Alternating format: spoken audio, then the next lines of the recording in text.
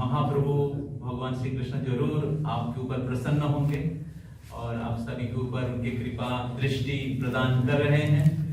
तो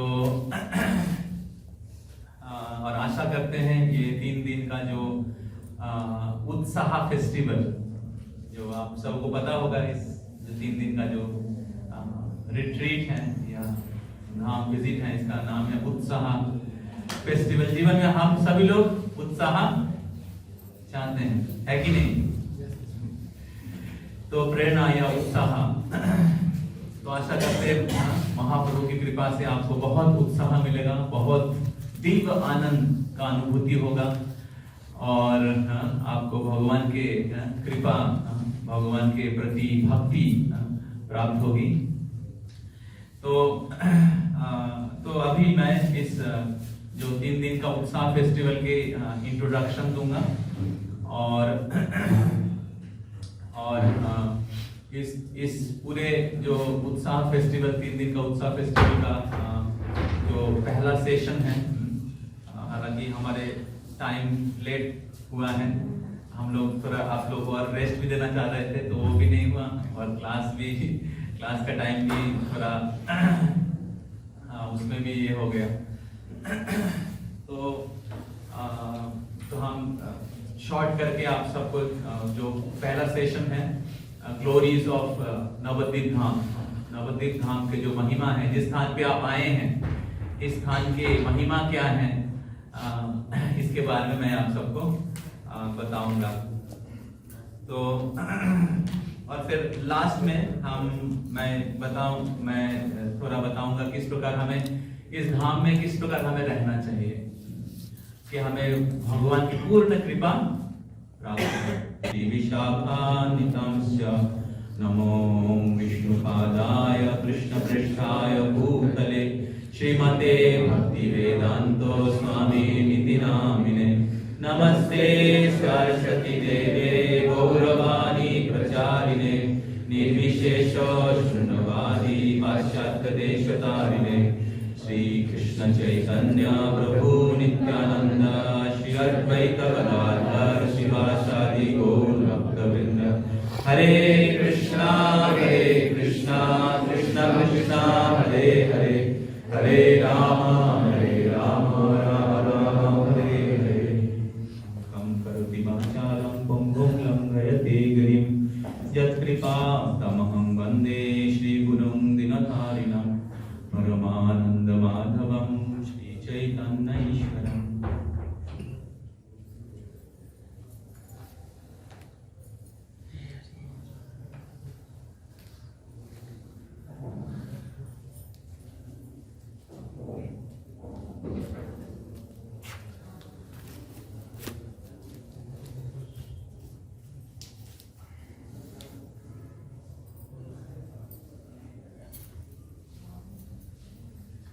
हरे कृष्णा। तो शुरू में श्री राधा माधव पंच तत्व नरसिंहदेव, जिनका दर्शन आप लोग करेंगे आज, और जिनका दर्शन करने के लिए पूरे विश्व से लोग आते हैं और जिनका दर्शन करके लोग भाव विभोर हो जाते हैं, आश्चर्यचकित हो जाते हैं। तो उनकी कृपा और श्रील प्रभुपाद और मेरी जो गुरु महाराज हैं उनकी कृपा प्रार्थना करके मैं कुछ बोलने की प्रयास करूंगा। तो भागवत गीता में एक श्लोक है, भागवत गीता में 18 अध्याय है और उसके 15 अध्याय का नाम है पुरुषोत्तम योग। उस 15 अध्याय का पहला श्लोक है, आप सब लोग मेरे पीछे बोल सकते हैं, ऊर्ध्वमूलम अधो शाखा, ऊर्ध्वमूलम अधो शाखा, अश्वत्थं प्राहुरव्ययम्, अश्वत्थर प्राहुमव्ययम्, छन्दांसि यस्य पर्णानि, यस्य वेद सद्वेदवित्। तो इस श्लोक में भगवान भौतिक जगत के बारे में वर्णन कर रहे हैं। भगवत गीता का जो आखिरी जो 6 अध्याय हैं उसको ज्ञान योग कहते हैं। पहला 6 अध्याय कर्म योग, और बीच का 6 अध्याय भक्ति योग, और अंतिम 6 अध्याय जो हैं वो ज्ञान योग हैं, जिधर भगवान भौतिक जगत के बारे में वर्णन करते हैं, प्रकृति के बारे में वर्णन करते हैं, प्रकृति के 3 गुण के बारे में वर्णन करते हैं, परमात्मा के बारे में वर्णन करते हैं, और फिर आसुरिक गुण, दैविक गुण के बारे में वर्णन करते हैं, और फिर अलग अलग प्रकार के जो अलग अलग प्रकार के तपस्या, अलग अलग प्रकार के दान, अलग अलग प्रकार के यज्ञ, अलग अलग प्रकार के जो आचरण किस प्रकार हमें बात करना चाहिए, इसके बारे में भगवान वर्णन करते हैं। तो 13 अध्याय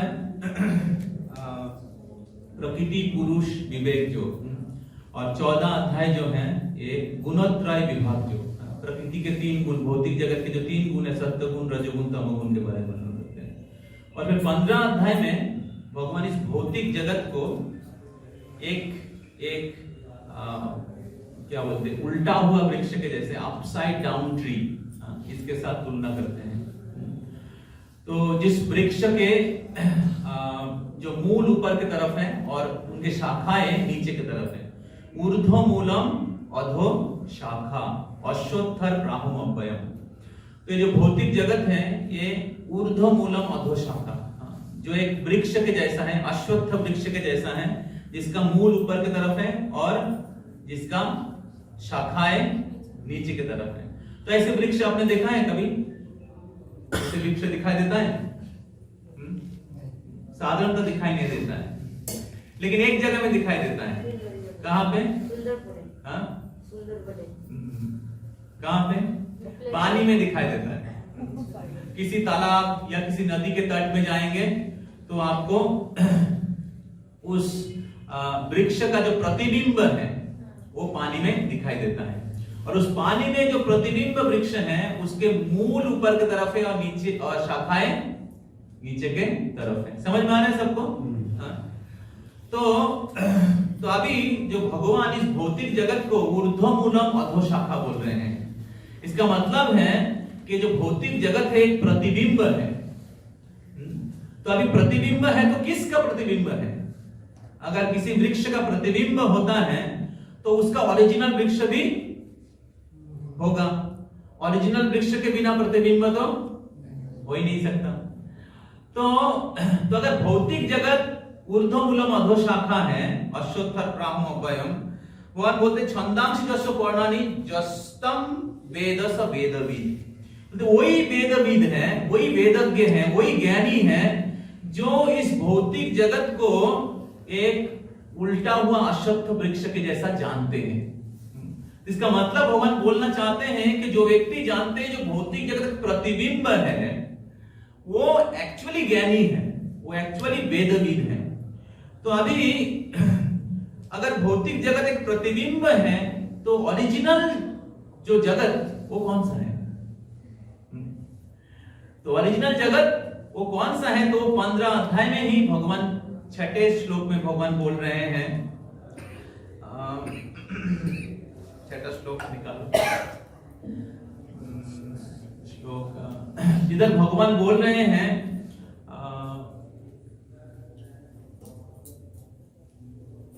भगवान अपने धाम के बारे में बोल रहे हैं। तो भगवान बोल रहे हैं न तद्भाषयते सूर्यो न शशांको न पावकः यद्गत्तानु निवर्तन्ते तद्धाम परमं मम। तो भगवान बोल रहे हैं न तद्भाषयते सूर्यो न शशांको न पावकः। मेरे धाम में सूर्य, चंद्रमा और पावक, इलेक्ट्रिसिटी का जरूरत नहीं है। तो भगवान के जो धाम है ये सेल्फ इल्यूमिनेटेड है, मतलब स्वयं प्रकाशित है। इस भौतिक जगत अंधकार है, इसलिए हमें लाइट चाहिए, मून लाइट चाहिए, सनलाइट चाहिए, सन, मून और इलेक्ट्रिसिटी का जरूरत है, क्योंकि भौतिक जगत एक अंधकार स्थान है। ब्रह्मांड एक अंड के जैसा है जिसके अंदर अंधेरा है, और भगवान ने अलग अलग प्लैनेट में अलग अलग क्या बोलते हैं लाइट दे के रखा है, सन, मून। तो लेकिन भगवान बोले कि मेरे धाम में न तद भासयते सूर्यो, सूर्य का जरूरत नहीं होता है, न शशांको, शशांको मतलब चंद्रमा का जरूरत नहीं, न पावक, ना कि इलेक्ट्रिसिटी का जरूरत नहीं है। और फिर भगवान बोल रहे हैं जद्गतन निवर्तन्ते तद धामो परमं मम। और अगर कोई व्यक्ति उस धाम में एक बार आ जाता है, धाम में चला जाता है, दोबारा इस मृत्युमय संसार में वापस नहीं आता है। तो भगवान बोलना चाह रहे हैं कि जो भौतिक जगत है एक प्रतिबिंब जैसा है, तो असली जगत कौन सा है? असली जगत कौन सा है? आध्यात्मिक जगत। तो जद्गतन निवर्तन्ते तद धाम परमं मम, मेरा वो धाम जो है, जो सूर्य चंद्रमा का जरूरत नहीं होता है, ना इलेक्ट्रिसिटी का जरूरत नहीं होता है, जो भी उस जगत में आ जाता है तो उसको दोबारा इस भौतिक जगत में आना नहीं पड़ता है। तो जो आध्यात्मिक जगत है वो रियल ट्री है, और भौतिक जगत उसकी प्रतिबिंब स्वरूप है। उसका एक उदाहरण मैं दे सकता हूं, जैसे आप सभी लोग मास्क पहन के रखा है, तो हमारे मन में हमेशा भय है, हमें कोरोना हो जाएगा, हमें मृत्यु हो जाएगी, हमें बीमारी हो जाएगी, हमें बुढ़ापा आ जाएगा, हमें धन चोरी हो जाएगा। तो हमेशा लोग शोक, मोह, भय, तो हर व्यक्ति सुख और आनंद की तलाश कर रहे हैं, लेकिन हर समय हमारे मन में, हमारे हृदय में, हमारे जीवन में, हमारे परिवार में, हमारे घर में, हमारे सोसाइटी में, हर जगह में अलग अलग प्रकार के दुख है कि नहीं? जिस प्रकार प्रतिबिंब में ओरिजिनल वृक्ष के जो अगर उस वृक्ष में अगर सपोज पका हुआ आम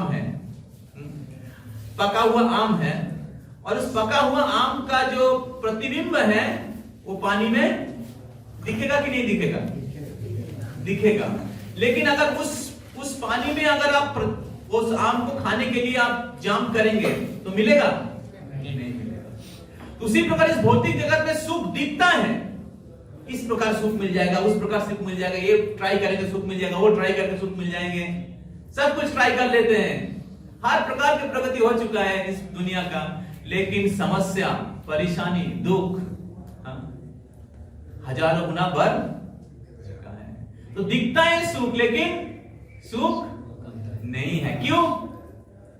भगवान बोल रहे हैं ऊर्ध्वमूलम अधोशाखा, क्योंकि प्रतिबिंब है। तो रियल हैप्पीनेस या प्योर हैप्पीनेस वो आध्यात्मिक जगत में है या आध्यात्मिक जीवन में है। तो इसलिए भगवान भगवत गीता में भगवान की भक्ति या उनकी शरणागत होने के लिए हमें सिखा रहे हैं। तो ये जो भौतिक जगत है ये प्रतिबिंब के जैसा है, लेकिन असली जो जगत है जिधर कोई दुख नहीं है, जिसको कहते हैं वैकुंठ, इसलिए उसको कहते हैं वैकुंठ, मतलब जिधर कोई कुंठा नहीं है, विगत कुंठा इति वैकुंठ, जिधर जन्म मृत्यु जरा व्याधि नहीं होता है। इस भौतिक जगत में हर व्यक्ति को जन्म मृत्यु जरा मतलब बुढ़ापा और व्याधि होता है, लेकिन आध्यात्मिक जगत में जन्म मृत्यु जरा व्याधि नहीं है। तो हम लोग उसी प्रकार जीवन ढूंढ रहे हैं, है कि नहीं? हम ऐसे जीवन ढूंढ रहे हैं जिधर मृत्यु नहीं होगा, हम लोग ऐसे जीवन ढूंढ रहे हैं जिधर बुढ़ापा नहीं आएगा, है कि नहीं? ऐसा जीवन हम लोग सभी लोग सोच रहे हैं कि नहीं? किसी को मृत्यु नहीं चाहिए, किसी को बुढ़ापा नहीं चाहिए, किसी को व्याधि नहीं चाहिए, लेकिन इस भौतिक जगत में ये पॉसिबल है क्या? तो कहां पे पॉसिबल है? आध्यात्मिक जगत में। तो वो भगवान के धाम है जिधर भगवान निवास करते हैं और भगवान के अनंत भक्त लोग निवास करते हैं। तो भगवान ये जो भौतिक जगत है इसको कहते हैं एक पाद विभूति। मतलब पूरे सृष्टि के एक भाग है ये भौतिक जगत। सब लोग सुन रहे हैं? और आध्यात्मिक जगत को कहते हैं त्रिपाद विभूति। पूरे सृष्टि के 3 भाग है आध्यात्मिक जगत। तो जब जैसे कोई व्यक्ति सरकार के नियमों को अगर डिसओबे करते हैं तो क्या होता है, उनको भौतिक जगत, उनको जेल में जाना पड़ते हैं। और जेल का जो साइज है पूरे देश के साइज के कंपैरिजन में बहुत छोटा है। उसी प्रकार भौतिक जगत जो है एक जेल के जैसा है, जो पूरे सृष्टि के कंपैरिजन में, सृष्टि के साइज के कंपैरिजन बहुत ही छोटा है। आध्यात्मिक आकाश के जो साइज है उसके साथ, उसमें एक मेघ के साथ तुलना किया गया है।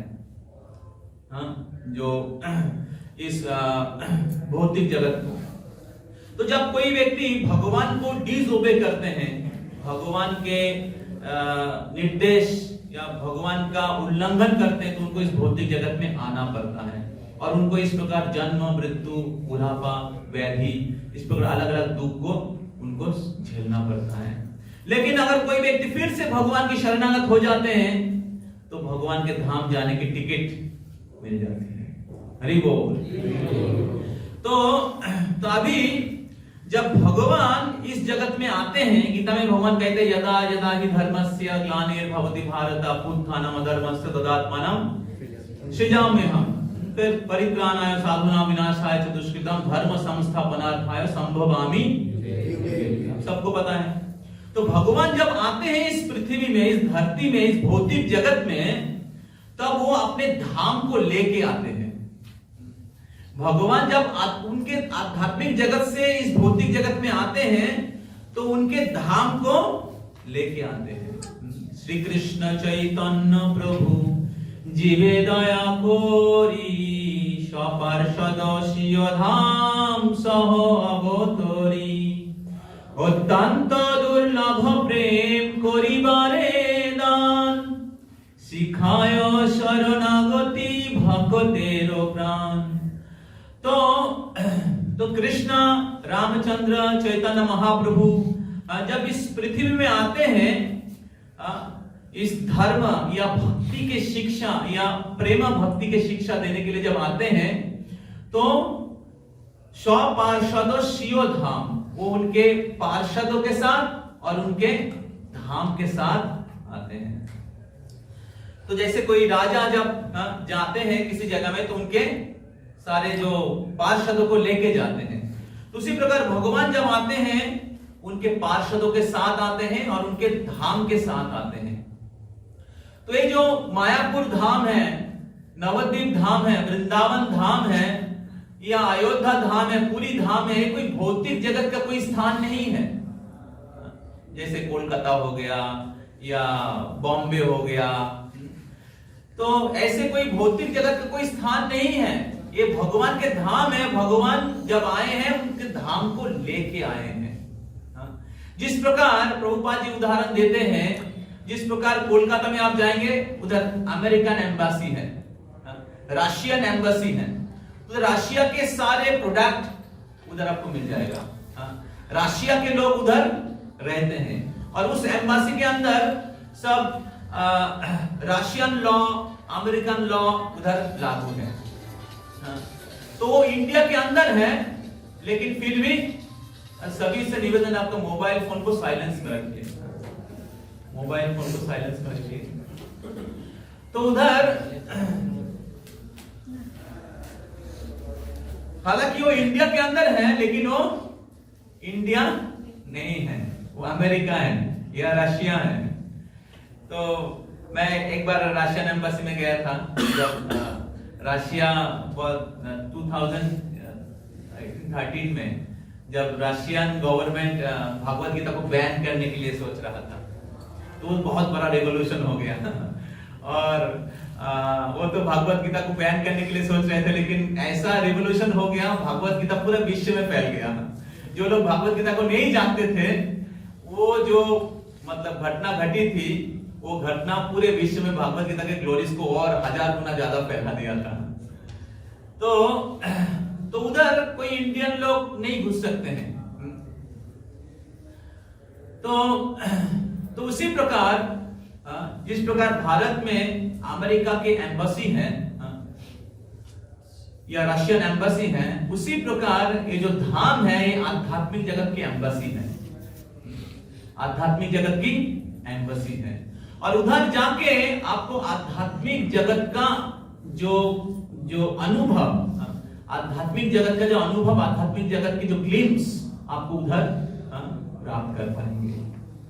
तो भगवान जब आते हैं उनके धाम को लेके आते हैं और भगवान उस धाम में अलग अलग लीला और शिक्षा को छोड़ के जाते हैं कि आगे वाले पीढ़ी के लोग उस धाम में आके भगवान को जान पाएंगे, भगवान की शिक्षा को जान पाएंगे और वो इस जन्म मृत्युमय जो संसार है, इस भौतिक जगत की जो बद्ध अवस्था है, पाप कर्म के जो फल है, उससे वो मुक्त हो पाएंगे। तो इस प्रकार भगवान के जो धाम है ये कोई भौतिक जगत का कोई स्थान नहीं है, ये आध्यात्मिक जगत से आया है। और इसको समझने के लिए हम भौतिक चेतना से नहीं समझ सकते हैं। भौतिक चेतना से धाम की महिमा, धाम के जो धाम का दर्शन नहीं कर सकते हैं। जब तक हमें आध्यात्मिक चेतना और आध्यात्मिक योग्यता नहीं प्राप्त होगी, तब तक हम लोग भगवान के धाम के महिमा, भगवान के धाम की महिमा या भगवान के धाम को दर्शन नहीं कर पाएंगे।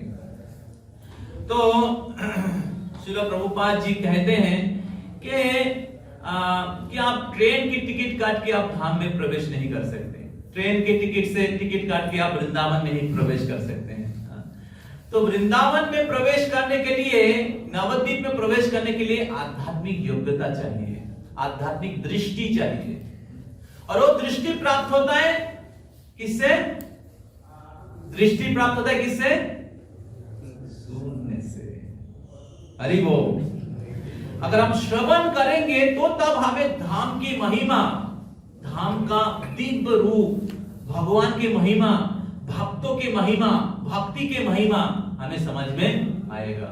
नहीं तो बहुत सारे टूरिस्ट भी आ रहा है,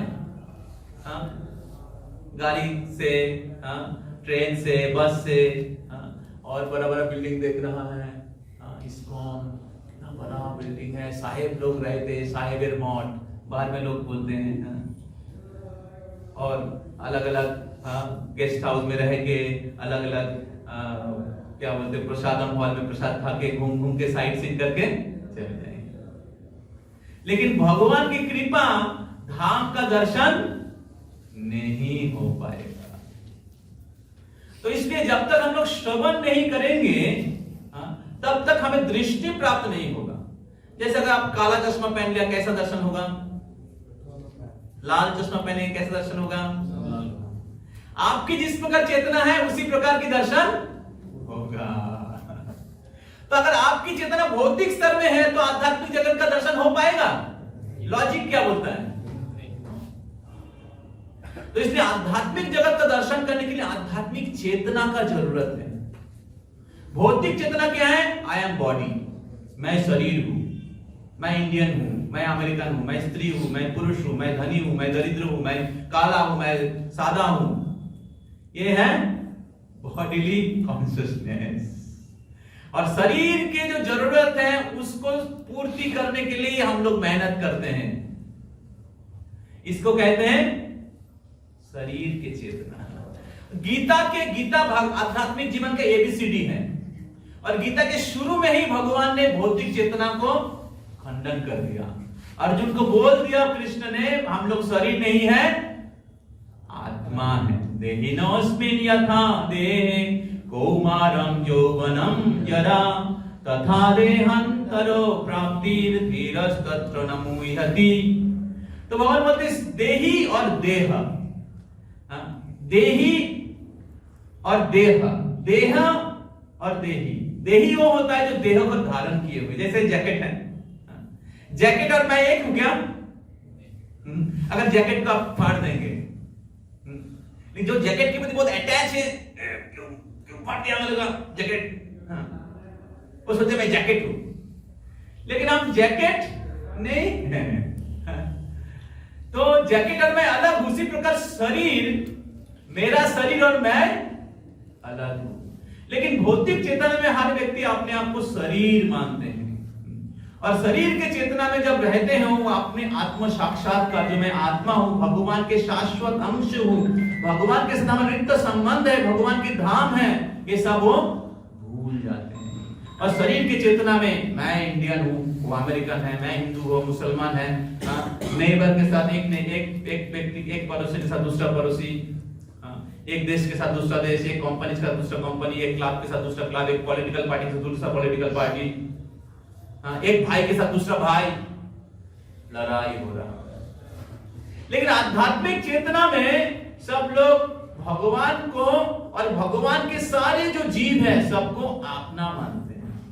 सब मायापुर में देखेंगे, इंडियन है, अमेरिकन है, ऑस्ट्रेलियन है, अफ्रीकन है, यूरोपियन है, सब देश के लोग एक साथ हरे कृष्णा कृष्णा कृष्णा हरे हरे, हरे राम राम राम हरे हरे। सब लोग एक साथ नाच रहे हैं, गा रहे हैं, प्रसाद पा रहे हैं, कथा सुन रहे हैं। तो दरवाजा को बंद कर दीजिएगा।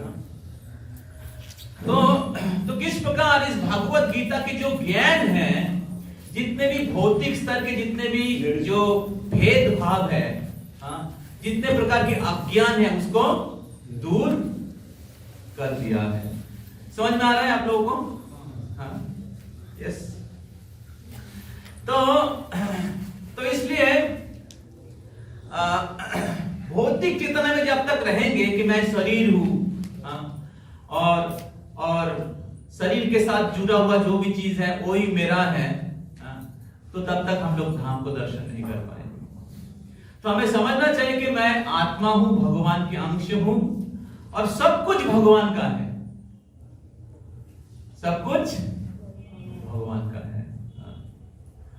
तो तब क्या होता है, हमारे हृदय खुल जाता है भगवान की कृपा प्राप्त करने के लिए, भगवान की शरणागत होने के लिए। हम लोग समझते कि भगवान सब कुछ के मालिक हैं और हम भगवान के तुच्छ सेवक हैं, तो हम लोग सबको सम्मान करते हैं।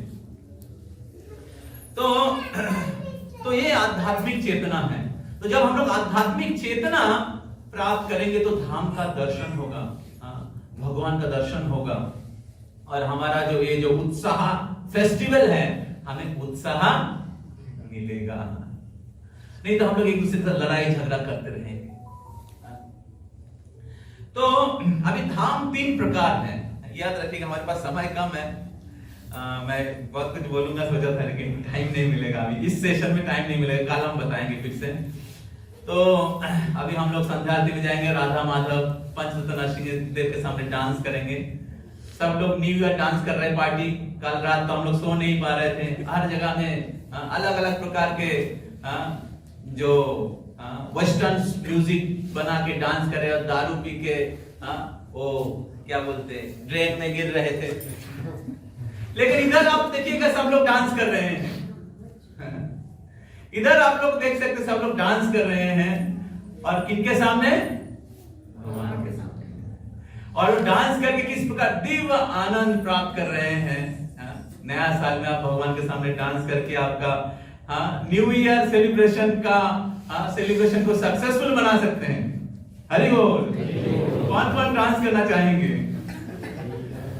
हरि बोल। सब प्रभु जी लोगों ने हाथ उठा दिया। तो भगवान के पास आएंगे तो आप बुढ़ापा में भी यंग हो जाएंगे, क्योंकि ये जो बुढ़ापा है ये भौतिक जगत का लक्षण है। आध्यात्मिक जगत में कोई बुढ़ापा है ही नहीं, और उसका एक्सपीरियंस कर पाएंगे जब आप भगवान के सामने डांस करेंगे। आपका बुढ़ापा कहां चला गया? क्योंकि आप तो शरीर है नहीं, आप आत्मा है।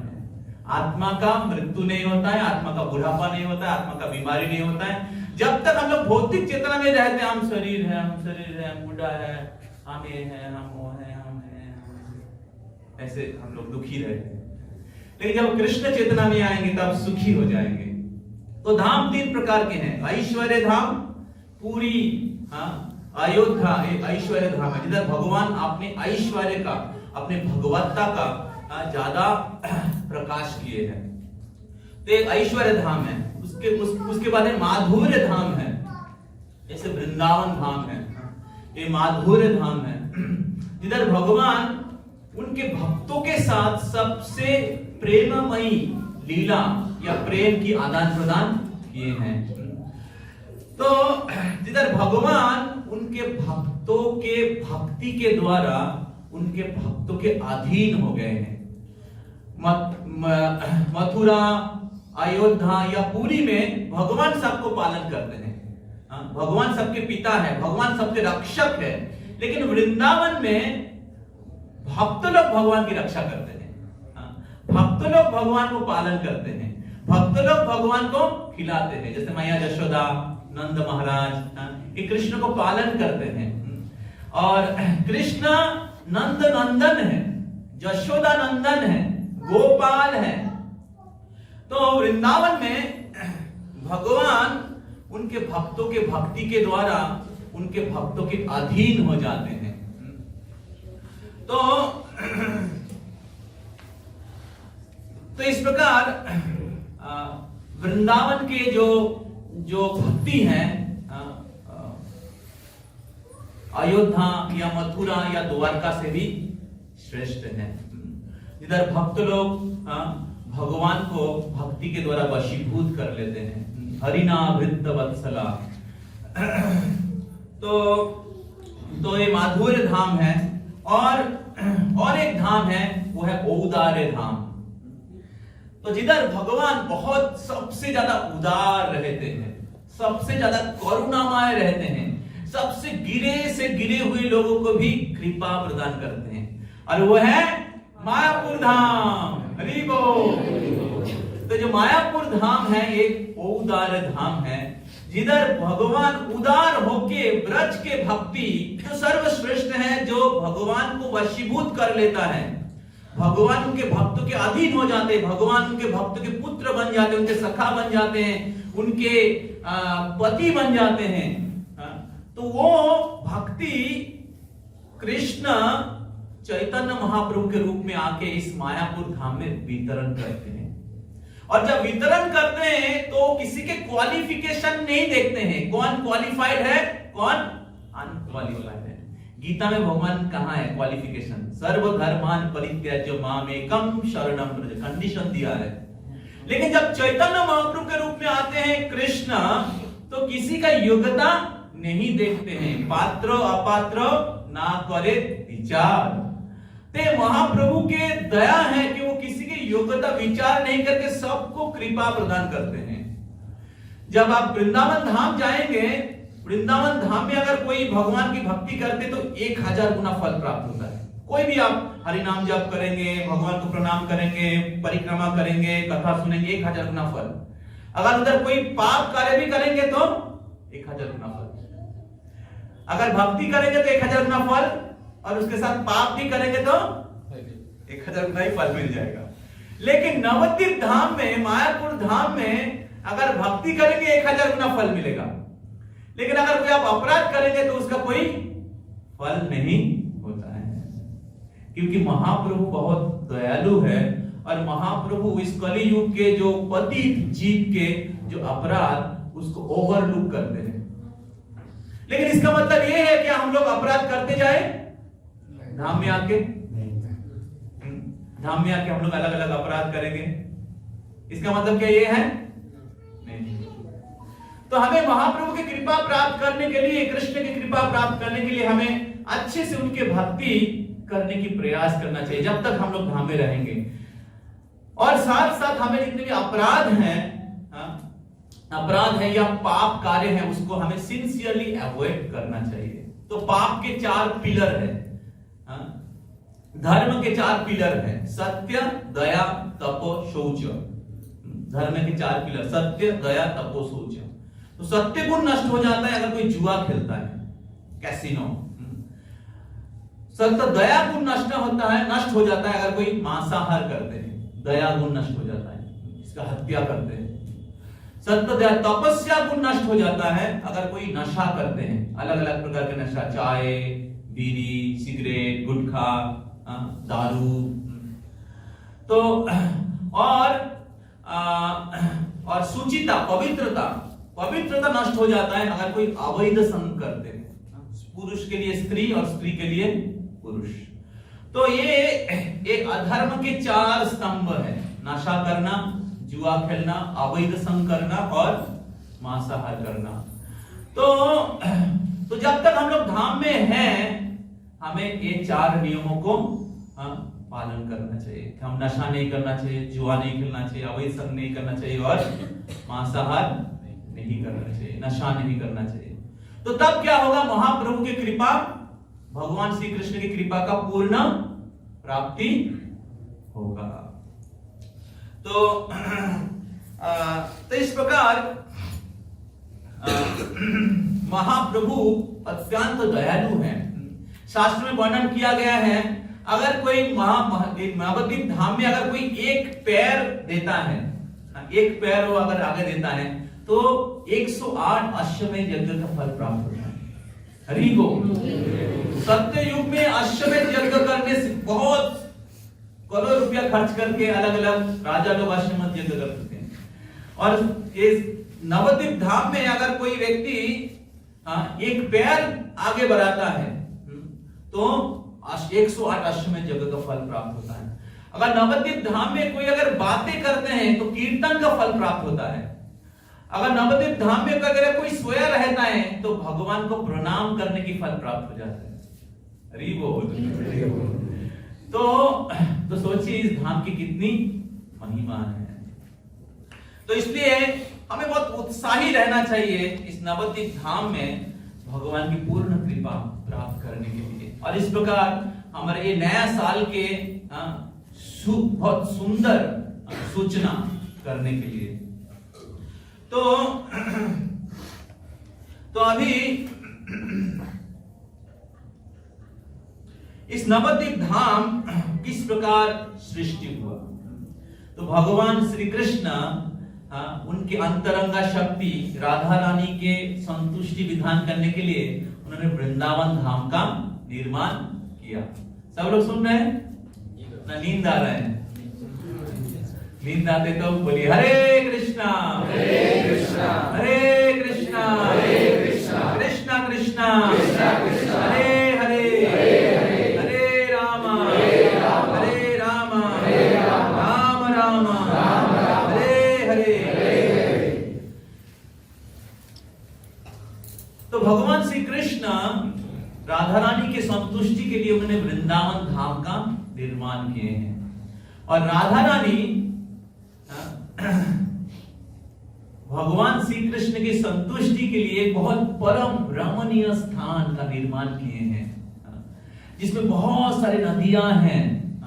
और वो नदियां एक दूसरे के साथ विभाजन करके बहुत सारे द्वीप या आइलैंड का निर्माण किए हैं।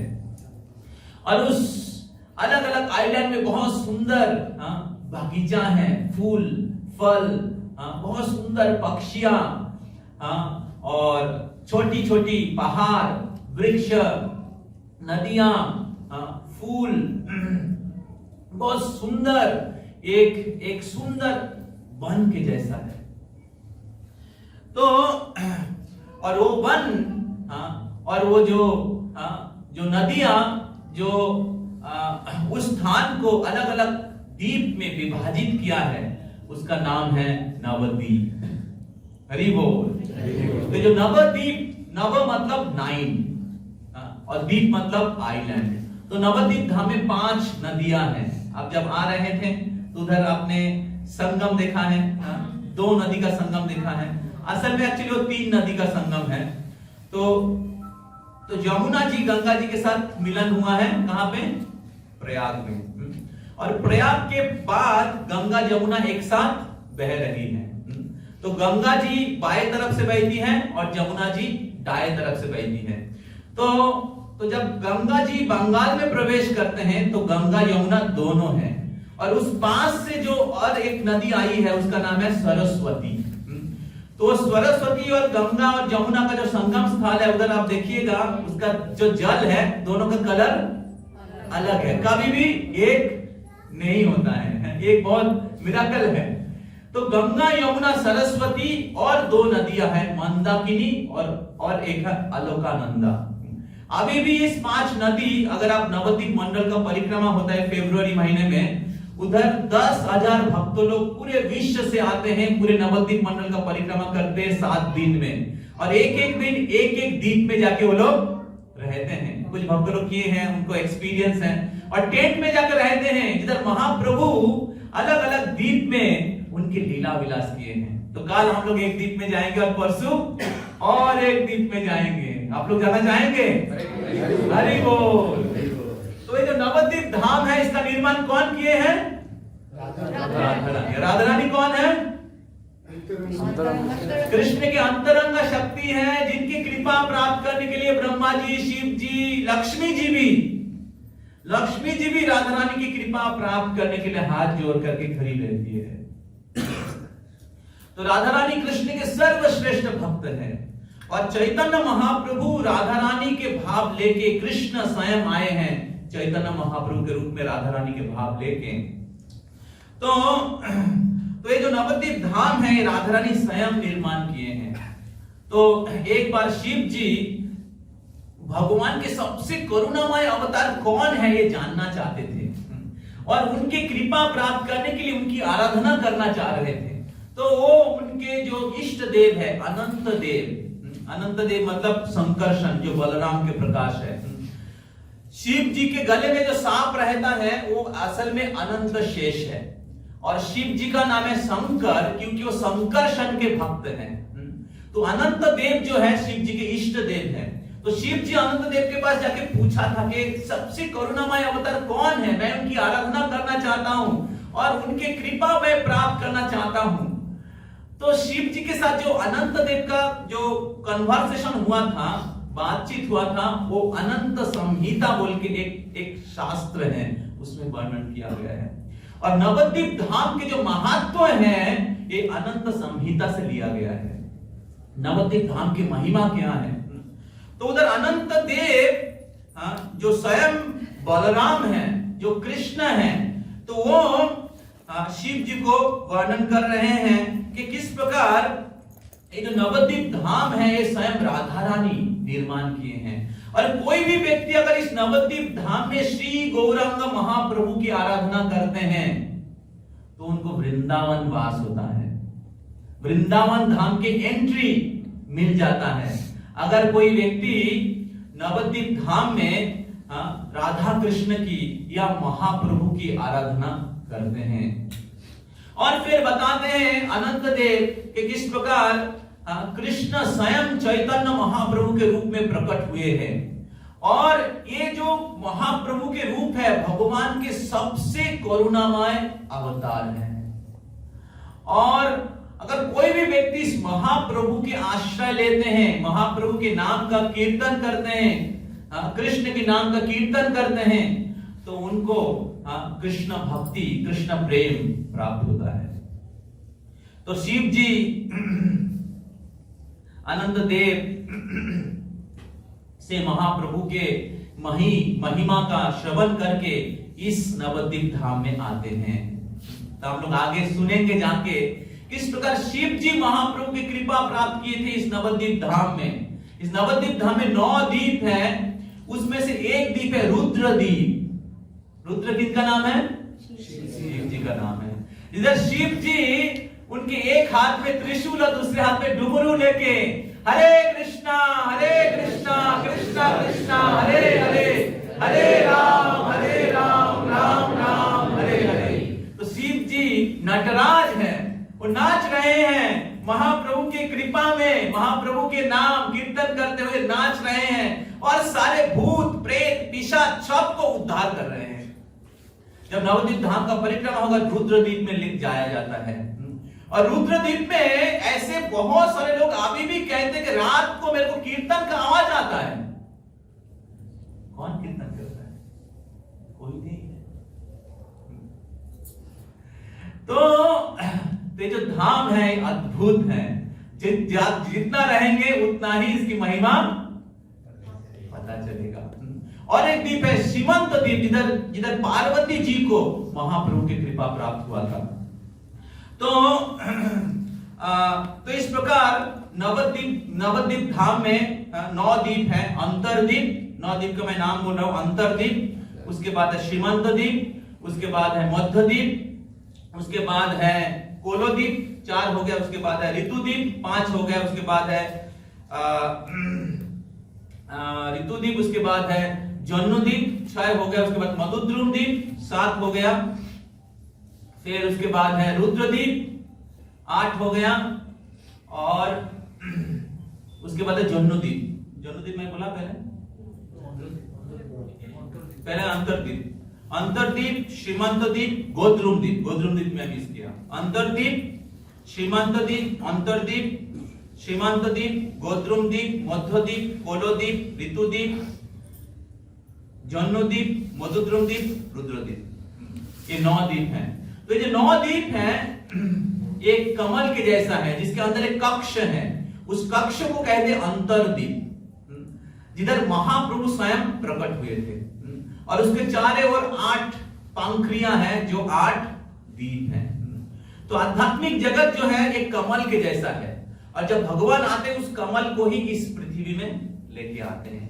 तो इसलिए नवद्वीप धाम का जो आकृति है एक कमल के जैसा है, जो एक जिसके बीच में एक द्वीप है जिसको कहते हैं अंतरद्वीप, और ये 5 नदियां एक दूसरे को विभाजित करके ये 9 द्वीप का निर्माण किए हैं। तो इस प्रकार ओके, मैं 2 मिनट में खत्म करता हूं।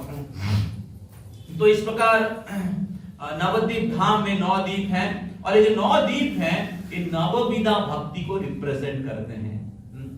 तो भक्ति के 64 अंग हैं, उसमें से मुख्य है 9। श्रवणम, श्रवण करना, कीर्तनम, भगवान के नाम कीर्तन करना, स्मरणम, भगवान के नाम, भगवान की लीला, भगवान का स्मरण करना। तो श्रवणम, कीर्तनम, विष्णु स्मरणम, पाद सेवनम, पाद सेवन मतलब भगवान के धाम की परिक्रमा करना, या भगवान के चरणों की सेवा करना, पाद सेवनम, फिर वंदनम, वंदना करना, प्रार्थना करना, फिर सख्यम, आत्मनिवेदनम, अर्चनम, इस प्रकार 9 विधा भक्ति है। तो प्रहलाद महाराज कहते हैं कि भक्ति में सर्वश्रेष्ठ है 9 विधा भक्ति, तार मध्य सर्वश्रेष्ठ नवविधा भक्ति, कृष्ण प्रेम कृष्ण दीते धरे महाशक्ति। तो महाप्रभु कह रहे हैं उनके भक्तों को, और प्रहलाद महाराज भी कह रहे हैं। तो इति पुंसाम पिता विष्णु भक्ति नवलक्षणम। तो भक्ति के 9 लक्षण हैं, जिसको 9 विधा भक्ति कहते हैं, और 9 विधा भक्ति जो है ये नवद्वीप धाम 9 विधा भक्ति को रिप्रेजेंट करते हैं। तो हम लोग कल जाएंगे अंतरद्वीप में, जिधर महाप्रभु का प्राकट्य हुआ था, और अंतरद्वीप आत्मनिवेदन को रिप्रेजेंट करते हैं। तो उधर क्या क्या लीला हुआ था हम लोग काल श्रवण करेंगे। तो आज मैं जस्ट थोड़ा सा बोलना चाहता हूं, किस प्रकार चैतन्य महाप्रभु स्वयं कृष्ण है। तो जिसका जन्म भारत में हुआ है या बंगाल में हुआ था, 90% लोगों को पता नहीं है कि चैतन्य महाप्रभु स्वयं भगवान है।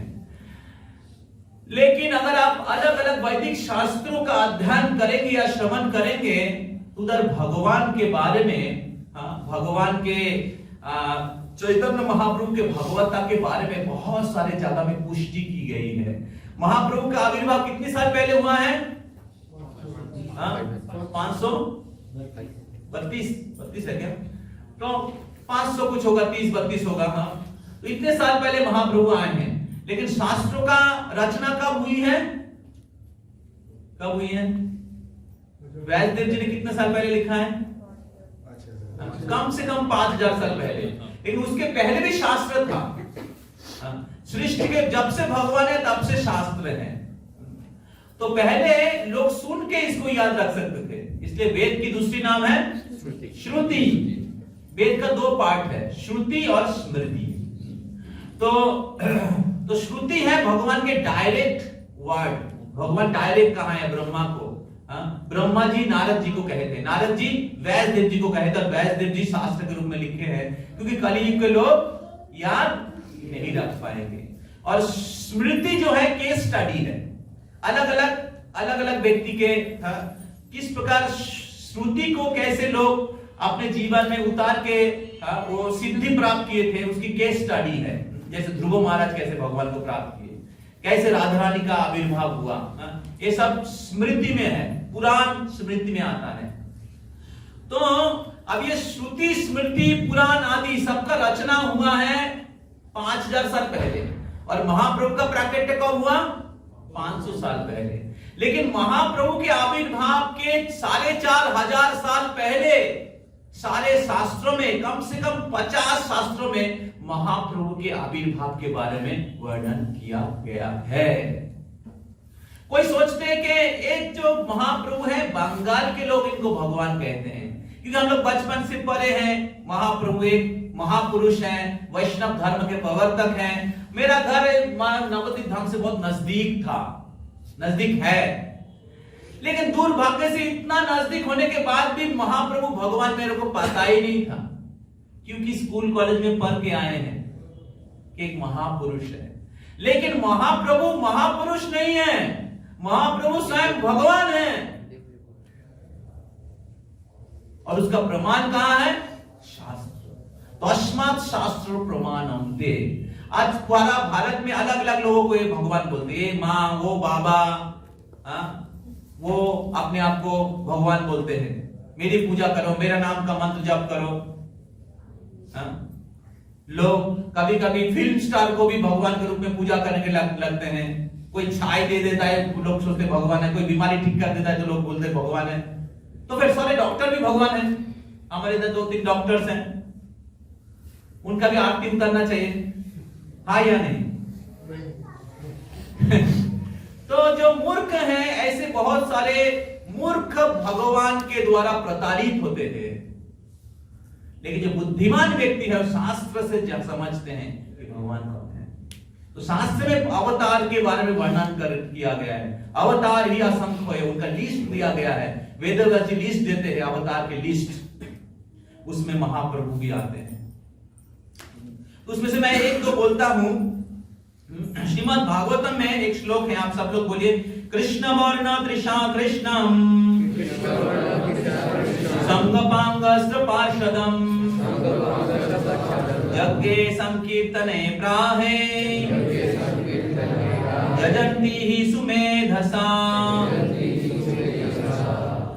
तो कृष्ण वर्ण तृषा अकृष्ण, ये जो श्लोक है ये नव योगेंद्र निमि महाराज को कहते हैं। तो निमि महाराज एक राजा थे, तो नव योगेंद्र को कह रहे थे कलियुग में इतने पाप होगा, उस समय के लोग कैसे उद्धार प्राप्त करेंगे, उस समय के भगवान कौन होंगे, किस प्रकार लोग उद्धार करेंगे, वो जानना चाह रहे थे नव योगेंद्र को। तो नव योगेंद्र बोल रहे हैं कि कलियुग में जो भगवान आएंगे उनका रंग अकृष्ण रहेगा। कृष्ण वर्ण तृषा अकृष्ण, कृष्ण स्वयं आएंगे लेकिन कृष्ण अकृष्ण वर्ण लेके आएंगे, और उनके मुंह में हमेशा कृष्ण वर्ण, वर्ण मतलब स्वर वर्ण, व्यंजन वर्ण, वर्ण मतलब शब्द, उनके मुंह में हमेशा कृष्ण शब्द रहेगा और उनके रंग अकृष्ण रहेगा, काला नहीं रहेंगे। कृष्ण वर्ण तृषा कृष्ण संग पांग पार्षदम, और वो जब आएंगे संग पांग पार्षद के साथ आएंगे। महाप्रभु के लीला आपने थोड़ा कुछ बहुत सुना होगा या महाप्रभु का छवि देखा होगा, तो उसमें महाप्रभु अकेले हैं? महाप्रभु कैसे हैं? उनके पार्षदों के साथ हैं, और क्या कर रहे हैं? क्या कर रहे हैं? ऐसे बैठे हुए क्या कर रहे हैं? कृष्ण वर्ण तृषा कृष्णम संग पांगस्त पार्षदम, क्या कर रहे? यज्ञ संकीर्तनैक प्राहे। कलियुग के सब युग में यज्ञ होता है, यज्ञ मतलब धर्म, कलियुग के यज्ञ क्या है? संकीर्तन। तो क्या करेंगे? यज्ञ संकीर्तनैक प्राहे, संकीर्तन करेंगे। जजोति ही सुमेधसा, और जो सुमेधा बुद्धिमान व्यक्ति हैं उनकी आराधना करेंगे। जो बुद्धिमान व्यक्ति हैं उस महाप्रभु का जो अवतार वो समझ पाएंगे। तो इस प्रकार महाप्रभु कहाँ आएंगे, क्या करेंगे, हाँ, उनके साथ और कौन आएंगे, उनका रंग क्या होगा, सब कुछ वर्णन किया गया है। श्रीमद् भागवतम के श्लोक है। और एक श्लोक है पद्म पुराण में, मायापुरे नवद्वीपे सची सुत भविष्यामि।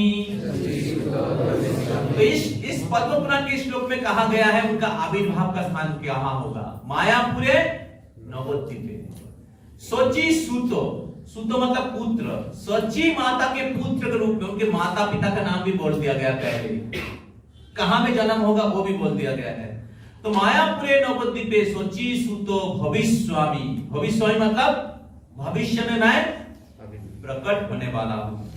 इस प्रकार और बहुत सारे श्लोक है, क्योंकि टाइम नहीं है, हम लोग को जाना है महाप्रभु का दर्शन करने के लिए, तो इसलिए आगे का जो 5 टाइम हम लोग कल सुनेंगे। तो आप सभी लोग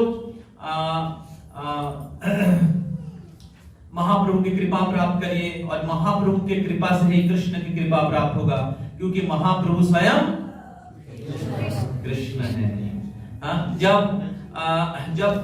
कृष्ण भगवान का जन्म हुआ था तो गर्ग मुनि आए थे कृष्ण की क्या करने के लिए, कौन बोलेगा, दर्शन करने, नामकरण करने के लिए, नामकरण करने के लिए। तो तब गर्ग मुनि नंद महाराज को एक श्लोक बताए थे।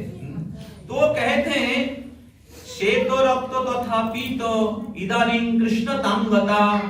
तो बोले जी आपके जो पुत्र हैं ये कोई साधारण बालक नहीं है, स्वयं नारायण है, और हर युग में इसका जन्म होता है। और पहले युगों में वो श्वेत रक्त तथा पीतो, श्वेत वर्ण से, रक्त वर्ण से और पीत वर्ण से, पीत मतलब पीला। इदानीं कृष्ण तांगता, इदानीं मतलब अभी अभी उनका जन्म हुआ है कृष्ण वर्ण में। तो द्वापर युग में कृष्ण वर्ण है, श्वेत वर्ण हंस अवतार सत्य युग में, त्रेता युग में भगवान रक्त वर्ण से आते, तो बच गया कौन सा, पीतो। तो द्वापर युग हो गया, सत्य युग हो गया, त्रेता युग है, बच गया कौन सा, और महाप्रभु का रंग क्या है, सुवर्ण वर्ण हेमांगो वरांग चंदनांगदी संन्यासकृत समो शांतो निष्ठा शांति परायण। तो महाप्रभु का रंग बताया कि इसलिए गौरांग बोलते, गौर मतलब सोने के जैसे, golden incarnation. Kaliyuga is iron age but Mahaprabhu is golden incarnation. तो इसलिए चैतन्य महाप्रभु स्वयं कृष्ण है, और उसका इंडिकेशन गर्ग मुनि जब कृष्ण भगवान प्रकट हुए थे तभी बोल दिए थे, श्वेत रक्त तथा पीतो इदानीं कृष्ण तांगता। और इसलिए ऐसे करुणामय अवतार महाप्रभु का आश्रय लीजिए। महाप्रभु 2 हाथ उठा के सबको बुला रहे हैं, और महाप्रभु के सामने कीर्तन करिए, बहुत आसान है। श्रील प्रभुपाद जी भक्ति पुरुषोत्तम स्वामी महाराज बोलते हैं कि श्रील प्रभुपाद जी ने हमें 2 भगवान दिया है, एक है डांसिंग गॉड, वो है चैतन्य महाप्रभु, और एक है ईटिंग गॉड, वो है लॉर्ड जगन्नाथ। तो मायापुर धाम में आप अच्छे से डांस करिए, कीर्तन करिए, और अच्छे से हरि बोल। तो ये कठिन है क्या, और यही कलयुग के योगा है। आपको हिमालय जाके एक पैर में खड़ा नहीं होना पड़ेगा, और बैक पेन हो गया प्रभु जी और नहीं होगा। तो कलयुग में ये सब नहीं होगा। कलयुग में नाचिए, गाइए और प्रसाद खाइए, बस भगवतधाम चले जाएंगे। हरि बोल। श्री गौरांग महाप्रभु की जय, प्रभुपाद की जय। तो अभी हम सब लोग संध्याआरती में जाएंगे, लेकिन डांस करने के लिए मोबाइल अलाउड नहीं है। तो आप में से कितने लोग मोबाइल लाए हैं आपके साथ? मैंने बोल दिया था पहले मोबाइल नहीं लाने के लिए। तो संध्या आरती के बाद हमारा नेक्स्ट सेशन एक वीडियो शो होगा, बहुत सुंदर स्पेशल वीडियो शो इसी जगह में होगा। तो चिंगरी घाटा वाइस के डिपोटी से रिक्वेस्ट है, आप आपका जो क्या बोलते हैं प्रोजेक्टर लेके आइएगा। तो प्रसाद संध्या आरती के बाद इधर 7:30 या लेटेस्ट 7:45, ठीक है, सब लोग इधर आ जाएगा, क्योंकि उधर बहुत भीड़ रहेगा और किधर कौन गया हम लोग को ढूंढ के नहीं मिलेगा। तो जितने भी बच्चे लोग अपने पेरेंट्स को लाए हैं, आपसे रिक्वेस्ट है आपके पेरेंट्स को लेके आइएगा, क्योंकि आपके पेरेंट्स लोग पहली बार आए हैं और ये आपकी सेवा है आपके पेरेंट्स के प्रति। उनको इसी स्थान में लेके आइएगा, उनको रास्ता पता नहीं होगा और सब गेट से अलाउ नहीं रहता है, मोबाइल अलाउ नहीं रहेगा। तो हमारे डिवोटीज में अक्षय प्रभु है, नीतीश प्रभु है, सायन प्रभु है, ये तीनों डिवोटीज, और चिंगरी घाटा वॉइस से रजनीश प्रभु है, सुमानिता प्रभु है। तो ये भक्त लोग आप लोग को गाइड करेंगे संध्या आरती में कैसे जाएंगे, क्योंकि उधर घुसेंगे तो एक दिन से घुसेंगे दूसरे दिन से निकाल देगा, क्योंकि इतना भीड़ है ना। तो इसलिए इनके साथ जाइए, तो घुसने के बाद फिर कैसे अंदर आ सकते हैं वो भी आपको गाइड कर देंगे, ठीक है। तो उधर पंचतत्व के सामने राधा माधव का दर्शन होगा, आप लोग सब लोग डांस करिए, कीर्तन करिए, सब लोग डांस कर रहे हैं, और फिर नरसिंह आरती अटेंड करिए। उसके बाद 7:45 हमारा वीडियो शो चालू हो जाएगा, ओके। तो आपका मोबाइल किसी बैग है, किसी बैग, ये बैग इधर जमा कर दीजिए, ठीक है। सबका मोबाइल जमा कर दीजिए और फिर क्लास में जब आएंगे फिर से ले लीजिएगा, ओके। अरे